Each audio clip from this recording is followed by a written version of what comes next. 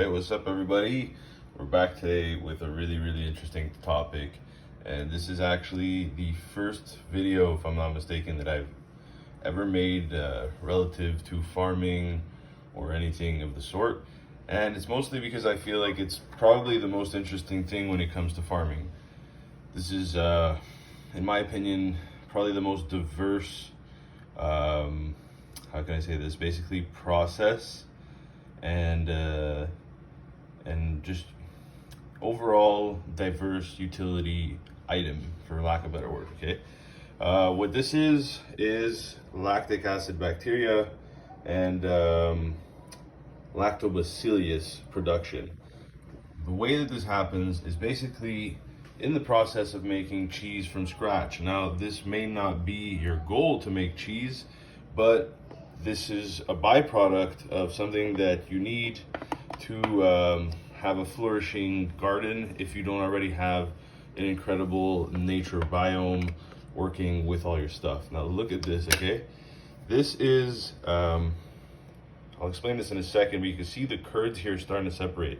This has only been maybe 10 hours, and the separation is looking fantastic so far. And I'm gonna just get into this a little bit. I just wanted to show you a bit of a spoiler of this separation here. You can see there's a little bit of a water layer starting to form, and I don't know, the camera's not focusing right now, but there's a little bit of a water layer right there. It looks like it's there, but it's not. It's just really right there. And this should separate quite nicely if the initial process was done properly. And that's where this gets tricky. So the initial process of this is basically using a rice wash. It doesn't matter what rice. You can just rinse a bit of rice, and that white runoff that comes off, you put it aside in a cup. And you really don't need too much, because you're only going to need 10% of it versus your full liquid medium. So the purpose of this is to extract the starches from the rice. The starches then ferment and create you a lactic acid bacteria naturally accustomed to your environment because of the microbes and things of the sort, and microorganisms that are in the air. So what'll happen is that water starch solution will just capture all of those beneficial microbes and give you a lactic acid bacteria, which you could then use to mix 1 to 10 parts with milk to precipitate this beautiful cheese and whey solution. So you'll have a split, and that water is actually what you want to keep. So technically the cheese is really what you'll usually throw out if you have no purpose for it. But a lot of people like to make cheese. So whether you want to make cheese or you want to make probably the most incredibly potent and beneficial bacterias for your yard, especially if you're farming in the city where most of the yards have been completely destroyed by just building the house and, you know, taking bottom layers of soil and putting them back at the top, and now you're wondering why you have like such problems growing your veggies at home. So I should have maybe made this video a bit more interesting in terms of visuals, but this is mostly going to be a talk.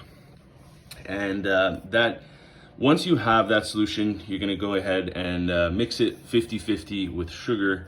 And all these processes sound real complicated when you look them up. It's called IMO, IMO1, IMO2, IMO3, and it goes really far.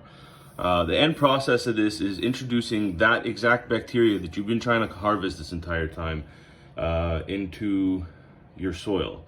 Now, there's many processes. This is the first step to that process, as you're gonna need that liquid to inoculate the rest of the stuff, and to then inoculate grain, to then go into that. I'm not gonna go into all of that, but I'm just gonna go into the really basic L.A.B. This is L.A.B, lactic acid bacteria.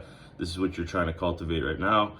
And what's gonna happen, it's gonna cultivate itself by splitting the whey and leaving you that liquid that you really want, that you'll then stabilize with sugar. Now, the reason we put sugar is to have it have a shelf life and not go bad, as if you don't refrigerate it, it'll go bad. So in order not to refrigerate it, if let's say, you know, you keep your nutrients in the greenhouse when it's blistering heat, it won't change. And the proof being, we've actually remediated our compost bin that smells absolutely horrible, especially after a nice fish grill during the summer and 30-degree heat the next day. That smell is wafting around if it hasn't been picked up right away, all right? So We sprayed a little bit in there, and believe it or not, the smell's gone. So that's one of the things that lactobacillus works for. It's amazing for your gut. I'm sure you've heard so many influencers that probably know absolutely nothing about it talk about it and tell you that you should take it and you should eat yogurt. I don't know about the whole yogurt part. The whole point of eating yogurt, for it to be really beneficial for you, is the lactobacillus. If you're saying vitamin D, that's a whole nother story. But if you're trying to get lactobacillus, you really don't need to eat yogurt. As a matter of fact, you could just have a little bit of the solution and it'll be billions of particles more than eating yogurt. So if you are looking for that, this is something that's absolutely fantastic for your gut biome and your flora. And if you're not, you could literally take off the stench from your stinky shoes with this stuff. It has incredible amounts of uses. This is basically the science behind Febreze and all these BS brands that don't actually work and just add a super potent terpene into the air and not even mask the bad smell. It's just now it's bad and good, or semi-good. So yeah, that's one of these. The purpose for us to use this is, well, first of all, you get cheese, which is great. There's not gonna be much here, but it's not the purpose, so it's okay. And it's mostly for demonstration. The split here, like I said, is gonna be mixed with sugar and then transferred into the next part. Once you get to that next part, what you're gonna wanna do is, first of all, you could add L.A.B into your mixes of nutrients, which is definitely going to be really, really good for your plants. If you put them in there, try not to use chlorinated water because it will probably inhibit it a little bit. I don't personally think it kills all of it, but then again, I could be wrong. We've seen quite nice beneficials regardless. It's still in there, it's still active. As long as you get it on the plants quick enough, I think you'll be okay. But obviously, regardless, as a rule of thumb, don't or try not to use chlorinated water. If you're wondering, oh my God, how do I do that? It's coming out of the tap. Well, you just get yourself a nice little filter. It doesn't cost much. Or you could get yourself a really crazy filter that costs a little bit more, brought in the $300 range. It's a reverse osmosis, and your entire house will just not have any chlorine or any minerals at all, as a matter of fact, depending on what you want. So lots of information here for everybody to sit on.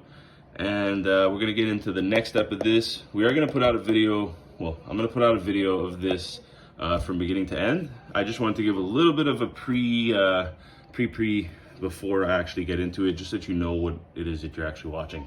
Another reason why this could be beneficial is spraying topically on plants or all kinds of human uses as well, believe it or not. So like I said, you could literally drink that separation, which generally you would never think because it's made for plants, right? Well, guess what? It's also made for humans.